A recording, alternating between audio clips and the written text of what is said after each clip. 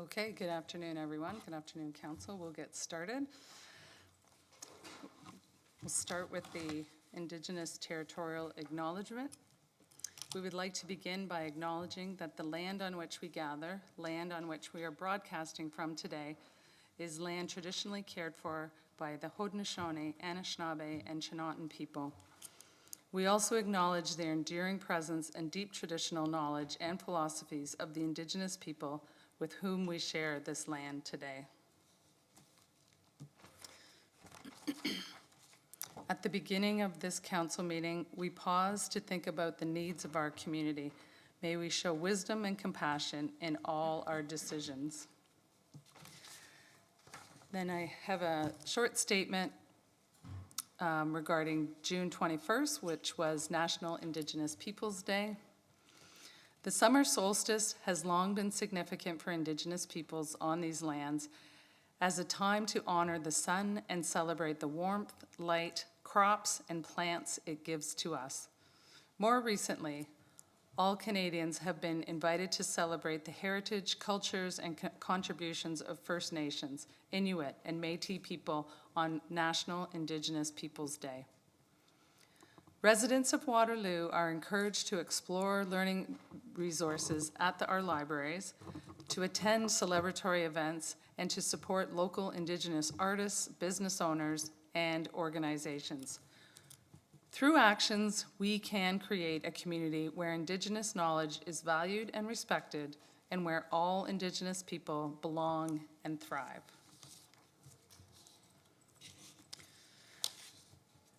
So we need any disclosures of pecuniary interest in the general nature thereof. Go ahead, Councillor Freeman. I'll just declare on an in-camera item related to my place of employment. Thank you. I need an approval of minutes from the previous meeting, the May 27th council meeting. Moved by Councillor Wright, seconded by Councillor Hanmer. All in favor? That is unanimous. Consent items. We have two items under consent. We have 5 items under consent. Are there any items that you wanted to withdraw? Councillor Rowe? Through you, Chair, I just wanted to pull the municipal heritage notification on the website, just to ask a question. Okay. Does anyone else have anything they want to take from consent? Seeing none, then I recommend that we pass the consent, the items in consent, except for the item that Councillor Rowe mentioned. Can I get a mover? Councillor Bodley, seconded by Councillor Roach. All in favor? That is carried. Councillor Rowe. Thank you, through you, Mayor. I just wanted to touch base a little bit on the notification on the website and perhaps no longer being in the newspaper, being mindful of the changes in social media and where people get their news, etc. But I just wanted to, if you could just touch on accessibility and perhaps working with the Ready team and how people who may not have the same pathways to gather information can get that through the website. And just before you respond, I just want to make sure for anyone listening that we're talking about, excuse me, permitting online notices for heritage matters. So over to you, Dominic. Thank you, and through you, Mayor, to Councillor Rowe, thank you for the question and clarification item. So just for some background, the gist of this staff report and bylaw tonight is just to establish or permit staff to post heritage notices on the city's website. The location and the layout of those notices are still in development, and we'll be working with our communications team to establish the best way to provide that. Currently, the default method of providing notice is through the newspaper. That used to be through the Chronicle newsprint, but that is no longer available, so we have to go through the Record, which is I guess even less accessible to most residents because it is a paywalled news service. And so we want to shift our notices over to the city's website, which we feel is a lot more accessible to a wider audience since our website is free and can be updated more frequently than a newsprint ad might be. And in terms of accessibility for reaching all audiences, we would definitely will work with our Ready team and our communications team to see what would be a most effective method to reach all members of the community. Great, thank you so much. Thank you very much. Any other questions on this item? No? Okay, thank you very much. Whoops. We'll look forward to hearing back, I guess, from you at some point or through Carrie and communications around how that's going to roll out. So with that then, look to move this. Councillor Rowe is moving that, and it's seconded by Councillor Freeman. All in favor? That is carried. Thank you very much. Thank you, Dominic. Okay, that brings us to the official plan review, a draft official plan policies and schedules. And we have Adam Lauder and Rick Martins who have a presentation. And it looks like Rick is going to start us off. Welcome.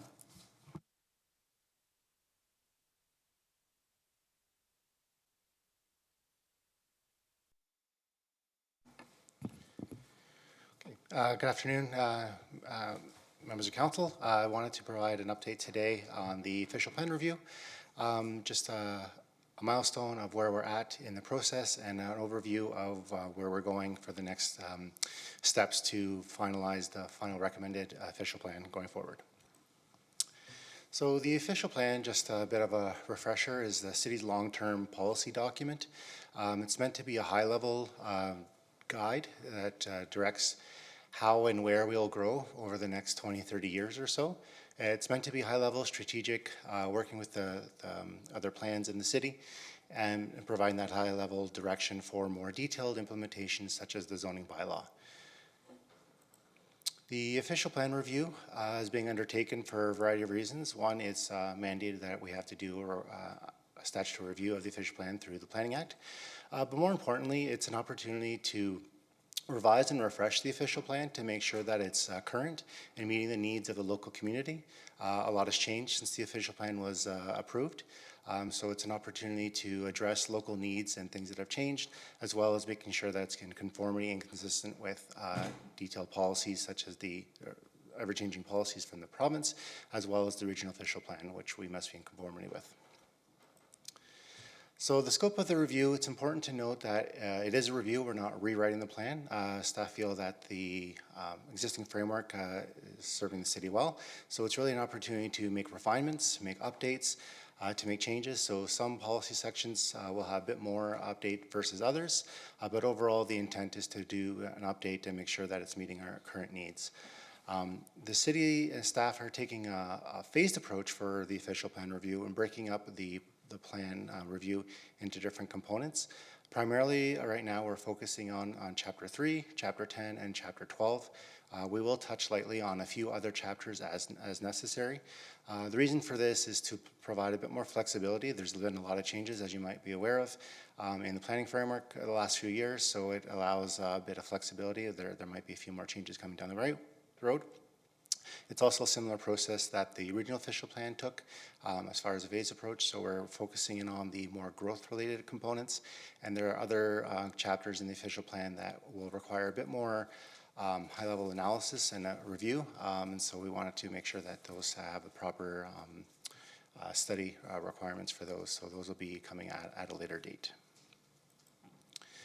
So given the areas that we're looking to update for the official plan, the focus was based on a variety of issues that were identified early on in the process, and we consulted widely on those kind of key components of what are issues and what do we want to address in the official plan.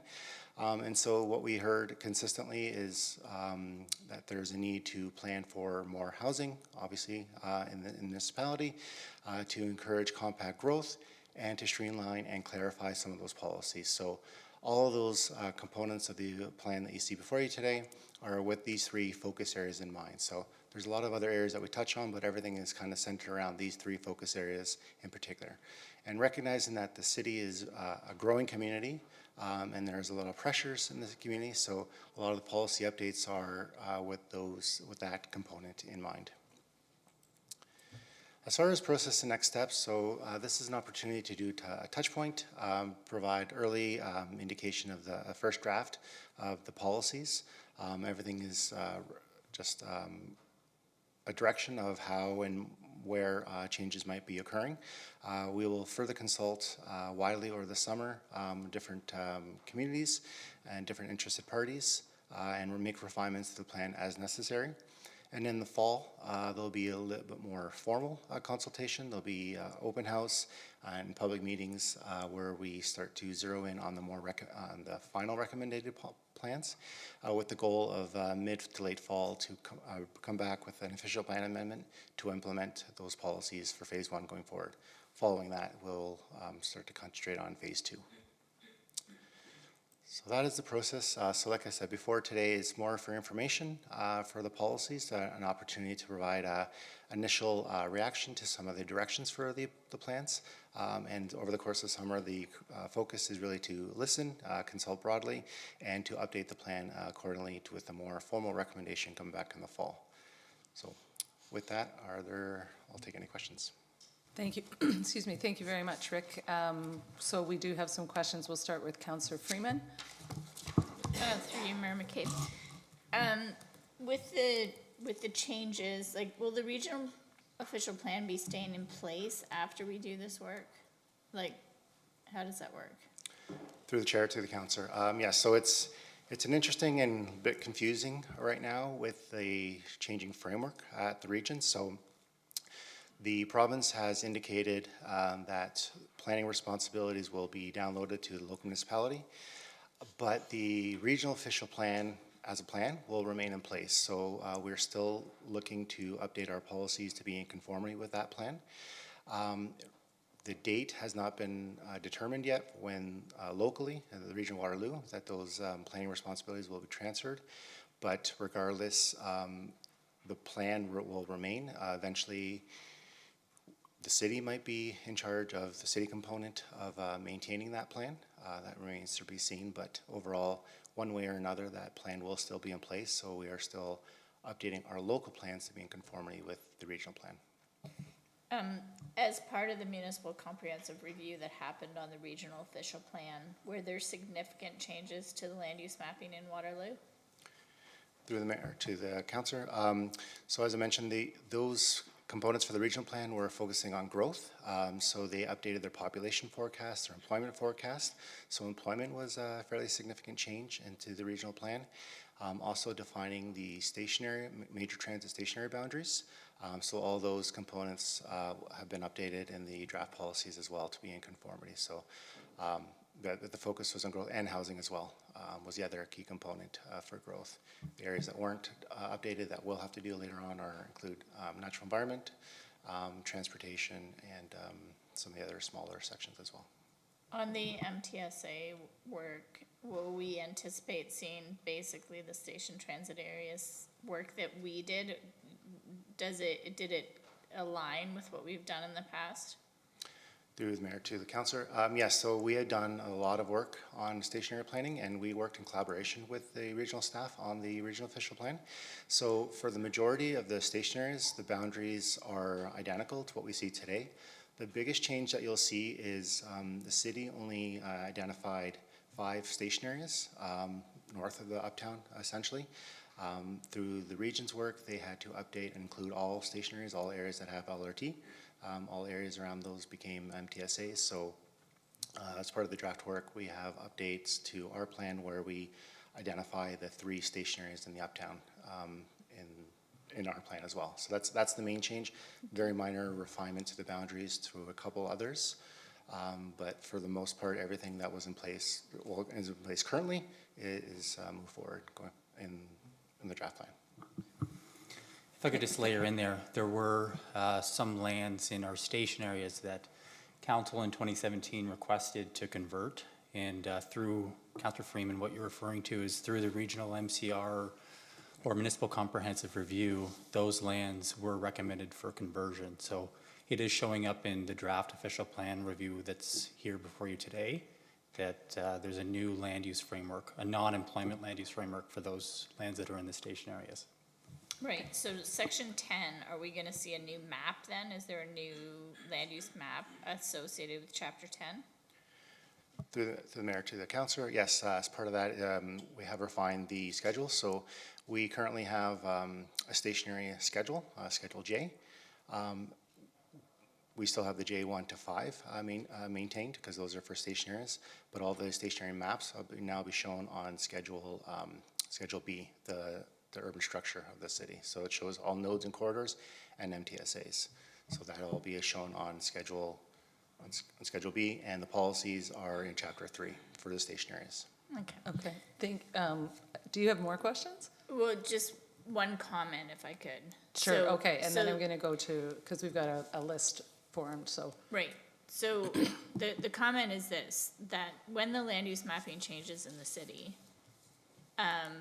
most people don't understand that it happens at this stage as part of an official plan. And so when we did the official plan back in 2012, we had a lot of land that more broadly neighbors did not understand what it was planned for. And so when we undertook the zoning for that land, and in some cases changed the zoning, I'm gonna use the word upzoned, for lack of a better way to say it. Neighbors became really upset because they didn't know that the farm field that they lived next to was actually expected to be something. And that something essentially got set in the official plan. And because the region has done some employment land conversions, that means that there's some lands that were historically designated for employment that will now be designated for likely residential or mixed-use residential.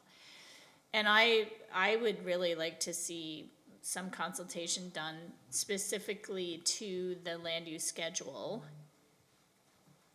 word specific. So, because I think it's really hard for the broader community to wrap their head around these land use schedules. And it really is a bit too late by the time we get to zoning.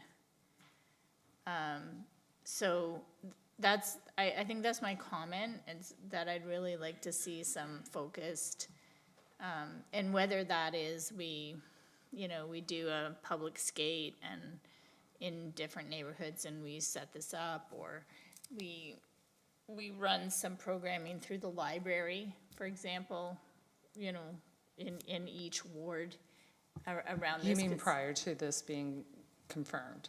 Oh, absolutely. Yeah, okay. Right, 'Cause- yeah, like, cause we're receiving updates for information today, and then staff's gonna go out for consultation.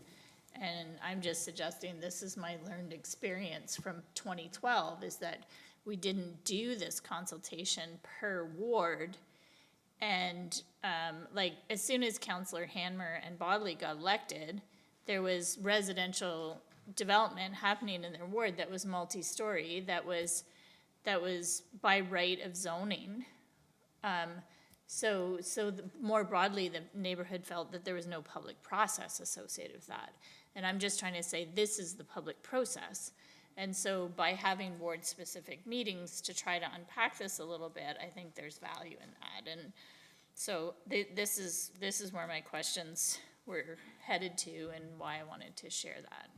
Okay, thank you, and we'll leave it with staff to understand, to indicate that they've understood that that's of interest to council, and as the consultation process is developed. Thank you very much. Or I don't know if you wanted to respond to that, either of you? Certainly, it's something that we can look at. We'll engage with communications on what a plan could look like and how we could have those touch points, either electronic or in person. There's various ways you could do it. Clearly, I recognize that, the sentiment that, there's a lot of change taking place on the ground today. A lot of development applications, and the community is becoming more interested in kind of the long-term trends. So we'll see what we can do on that and work with communications. Yeah, and thank you for that. And I mean, people can, we don't have to set it in stone today, but I would just say that virtual consultations are not as effective, in my opinion, as in person. right? So I think certainly we would tend towards in-person where and when possible. So with that, we'll move along to Councillor Vasek. Thanks through you, Mayor McCabe. Thanks so much for this update. I know there's a lot of work to come. I just wanted to flag a couple of things that I've heard that are important to people, and you may or may not hear them as you do the public consultations as well. And one is about neighborhood commercial. So in our strategic plan and in various sections of the review document, complete communities are noted as important and emphasized. And one way to support this is to permit neighborhood commercial zoning, such as convenience stores, ice cream shops, like you might have seen the Toronto Star neighborhood they're wanting to do in Toronto, bakeries and coffee shops. And this is about economic development and helping people be able to run their businesses in their neighborhoods, but it's also about facilitating more neighborhood connections and making it easier for people to find things in their closer to them. And while these are third spaces where you have to pay, they can still facilitate some mixing of the neighborhood, even if you're not going to actually use the space. So it also supports this increasing evidence that suggests that we're in a loneliness epidemic, and we need social infrastructure to help us get out of that. While I know that the neighborhood commercial needs need to be incorporated through zone changes, if we need to do zone changes to make sure this happens, I also want to make sure that the OP enables any necessary zoning changes that were to come down the road. So I want to know how the OPR, official plan review, does or will work towards these goals, and what we as a council need to do to ensure this vision comes to life at every stage. Through the mayor to the councillor. Yeah, so there's a lot there that the official plan review is addressing. So first and foremost, as part of commercial specifically, part of the development of the policies, there was a commercial employment review that came to council in October 2022. And so that set the stage for updating our entire commercial employment framework. And part of that is recognizing that there's a need for a lot more mixed use and a lot more smaller scale commercial everywhere. So that's on the commercial piece framework specifically. More broadly, the official plan recognizes, and the official plan review recognizes that the city's at its borders, and we're really continuing to focus in on intensification. And so you'll see this throughout the policies.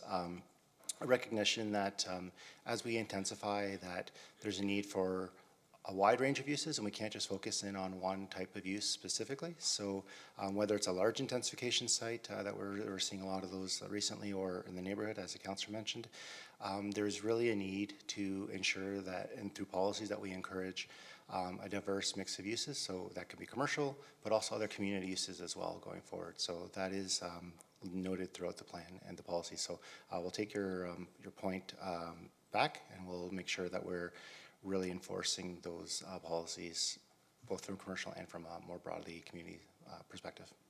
Okay, that's great. Sounds like you're on it, and there is more to follow and more conversation to have. And my second comment and question is about nodes and corridors. So the nodes and corridors framework informs the official plan as it is, and also the review. And nodes and corridors has also been critiqued as potentially having potentially sectioning off cities as these are good places for intensification and these are better places for stable neighborhoods. And so I know nodes and corridors doesn't preclude intensification, and the official plan review is advocating for intensification and more density and is moving away from the stable neighborhoods idea. Still, there seems to be, or could seem to be, a tension between that which is undergirding the official plan review, or the official plan as it is, the nodes and corridors idea, and the review, and then our stated intention to do everything we can to enable more housing. And so given this, and acknowledging that this is a refinement and not a rewrite, as you said in the presentation, could you speak to if nodes and corridors is still the appropriate framework for the official plan review? Through the mayor to the councillor, yes, so staff believe that the nodes and corridors framework is still serving the city well as far as a framework. If anything, direction we're seeing from the province and from the region is that there's a need to identify strategic growth areas. And so we interpret it to be some of the nodes that are in our plan. So that framework meets that requirement. But beyond that, as I mentioned, the intensification is a key consideration in the official plan review. And so it's important to note, and the policies state that intensification is not an either or. It's not a intensification the nodes and nothing anywhere else. The plan recognizes that there'll be intensification and growth of all forms and in all areas. It's just a matter of scale. So some of our nodes might see the highest, tallest buildings and more dense buildings, but there might still be intensification in the neighborhood areas as well. So it's just at a different scale that we're seeing. So because we're at our borders, we can't afford to not grow everywhere. It's just a different form, a different scale. So I think the nodes and corridors framework still is serving us well. It meets our requirements, and it also allows for diversified growth in a variety of housing forms going forward. Thanks so much. That gives me a better perspective of where you're coming from for sure. And given your response, though, I think there could still be community debate about whether that's if that's appropriate or not. Where should nodes and corridors have more density than other places? Should there be a different idea about density in general in cities, right? So the framework is like, it's a theoretical concept that gets brought to life. And so I think that it's important to think through what the debates are about it, and I'd appreciate any consideration or as we move forward thinking, or if you can bring to us as a council or as us as individual councillors, if we're interested, what are the debates about nodes and corridors? What are the critiques of it? If we were to just completely, and I'm not suggesting we do this, but if we were to say, okay, what if in every single area of the city, 25 stories was appropriate? What would that look like as a city? And I'm not suggesting that we do that. I'm not to council or to the community. I'm thinking about it as a thought experiment. If we were to permit 25 stories across the entire city, get rid of the idea of nodes and corridors, what would that mean for us as a city? Thanks. You can take that away. Yep. Thank you very much, Councillor. Over to Councillor Bodley. Thank you. Through you, Mayor McCabe. Notwithstanding the nodes and corridors conversation that just occurred, I note that through the proposed draft OP here, there are a number of new minor neighborhood corridor designations, and this is a new designation. So I have a handful of questions here, I guess, around that. Sort of how were these areas determined? Were other locations considered when we were contemplating those new minor neighborhood corridors? And alongside that, sort of some comments I'd like to hear from staff around when you read about those minor neighborhood corridors. It talks about triplexes and stacked townhomes and low-rise apartments. And yet we know that there are a lot of other places around the city that triplexes and stacked townhomes and low-rise apartments are permitted. There are R9 zones throughout the city, and others for triplexes certainly. So I'm curious what makes these new minor neighborhood corridors unique or different. And then lastly, I guess just a broader comment about whether or not we are being ambitious enough with those minor neighborhood corridors, and perhaps you could weave that into my initial question around whether other locations were considered. Through the mayor to the councillor, as part of the fish plan review, reviewing the nodes and corridors framework was a key component of that, and a subcomponent of that is refining where there's opportunities to expand our existing nodes, and the staff did develop a new concept of a new minor neighborhood corridor. The intent behind that is to allow for some gentle density and some new intensification at a smaller scale to areas that may not have yet received that kind of development. There were a variety of criteria identified. The official plan already has criteria for expanding new nodes and corridors, so we started with that. But we looked at other things such as transit routes, the nature of the road, arterial road, collector road, the housing forms, for example. We also looked at some technical aspects too, such as developability. We're looking at some of the development that happened from 2017 up to the present day, and how up to 6-story buildings, how much land was required. So we looked at those requirements as far as assessing what would be good candidates. So there are a few nodes or new corridors identified in the draft plan. We did look at a variety of different other corridors. They didn't necessarily meet the physical criteria or the other criteria for expansion. So that's where those came about. But the idea there is to allow for, again, a wider range and more diverse housing forms. We focus a lot on the intensified areas and the more dense areas. We want to provide opportunities at the smaller scale area as well. So that's where those minor neighborhood corridors came about. And the idea behind those is to allow eventual consolidation over time, to allow some of those triplexes and up to 4 stories in some areas at some of the neighborhoods to provide that diversity in housing form.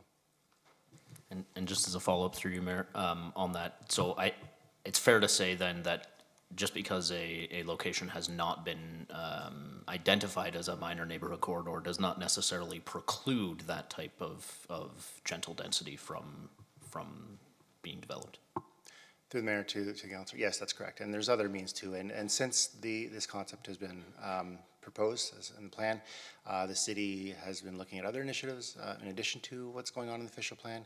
I'll note in particular the review of the 4 units, 4 stories zoning review that's ongoing right now. So that's working hand in hand with the OP. So certainly it's not the only opportunity going forward, and there's other initiatives that could encourage that type of housing form.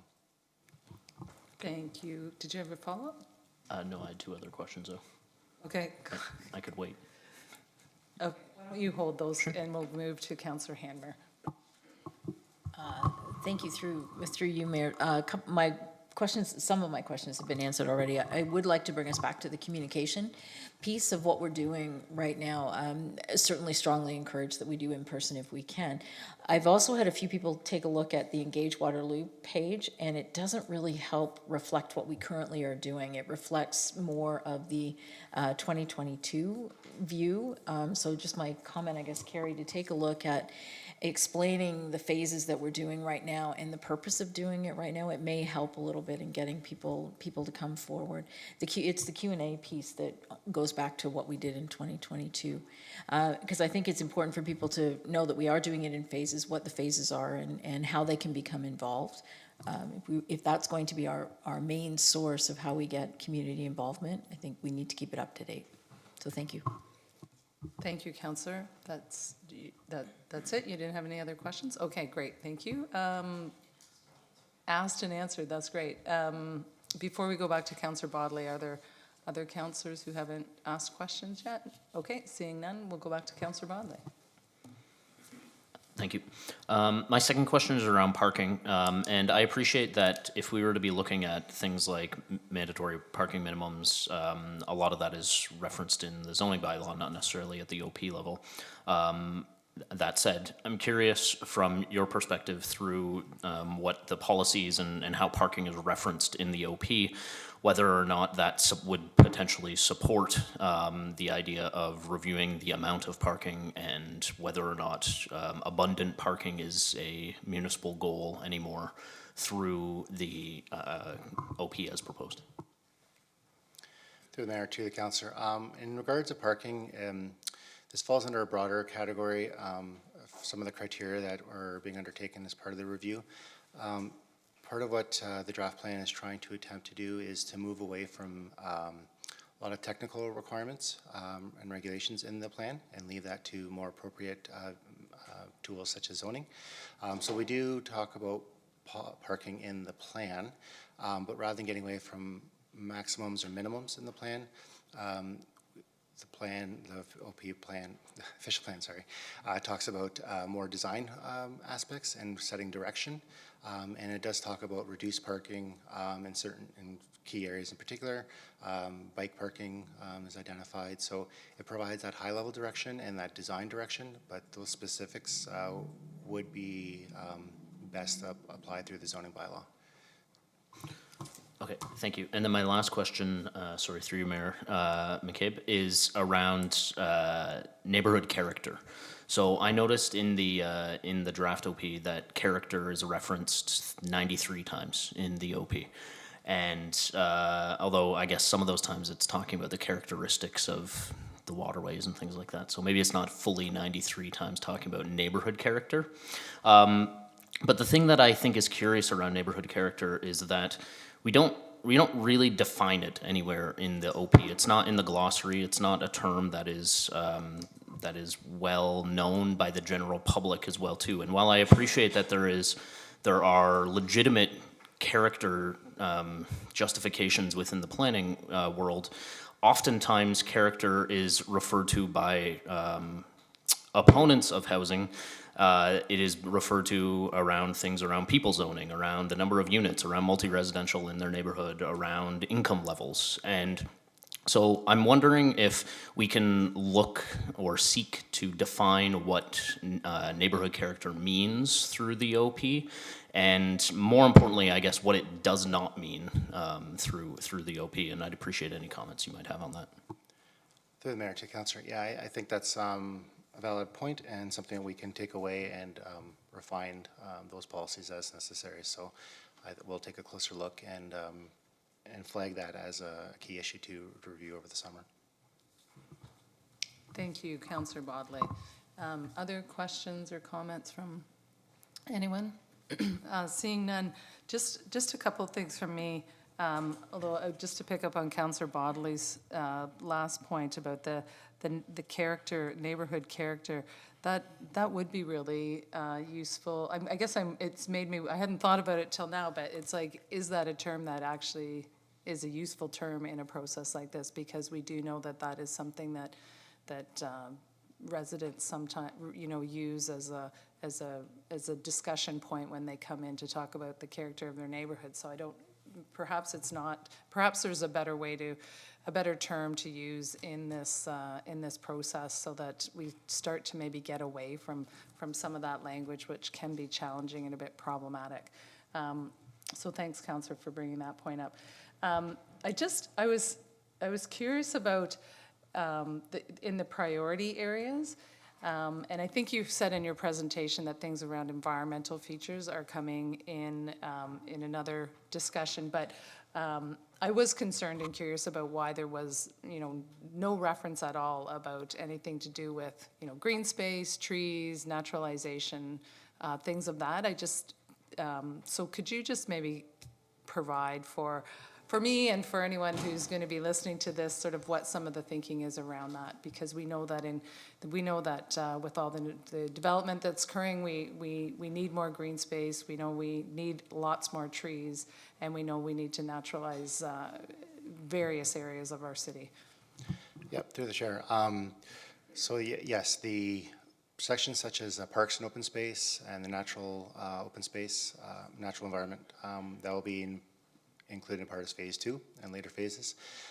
So the details regarding those will be handled at that point.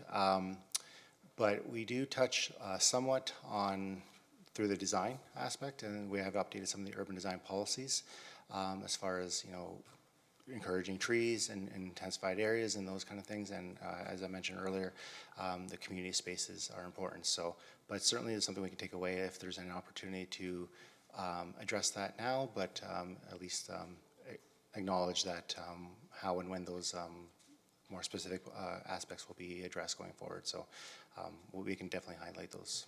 Okay, thank you, because I think that's something that, particularly council asks a lot about, but certainly residents are concerned about and ask questions about. So just so it's clear for them where that's coming in this process, and that it's not something like we haven't forgotten about it. We certainly realize that it really is a very high priority for council and for residents and for staff as well.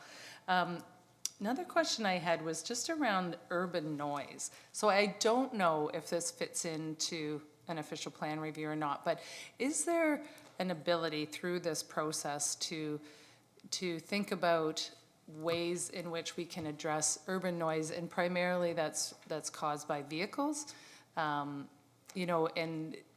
and a lot of that's with the design of, like the developments themselves, or roads, or things like that. I'm just wondering, is this a place where there's room to try and address issues regarding, like, we know sometimes there's areas in our city where you hear, like, the speed of, I know we've got speed limits that we're putting in place, but that there's different areas where it lends itself more likely that people are going to drive fast, and that increases the noise level.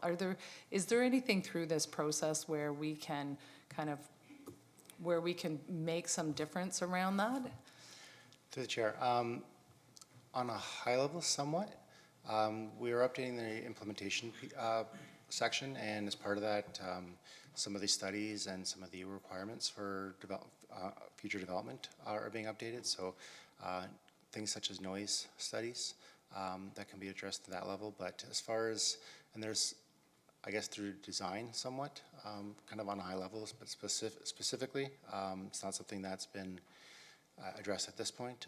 Perhaps when we do the transportation section, that might be an area, if I'm understanding the question correctly, that if it's primarily focused on transportation, then that's something we can do and work with other implementation pieces such as the transportation master plan. Okay, and because I guess part of what I'm thinking of, it's the road design itself, but it's also like berms and, of course, trees and things that would mitigate, sort of general noise, like as people are going to be, and developments are going to be closer and closer together. I mean, there's noise caused by vehicles, but there's just noise in general. So just ways to try and mitigate that, because, to avoid them becoming like points of contention between and among people living, will be living closer together. So just wasn't sure how or if that's something that there's amendments that could be, we should be thinking about now. Yeah, well, we can take that away for sure. Okay, thank you very much. I appreciate that. And then I just was wondering about the timelines for this coming back to council. And then, of course, the consultations, I think, are really, really critical.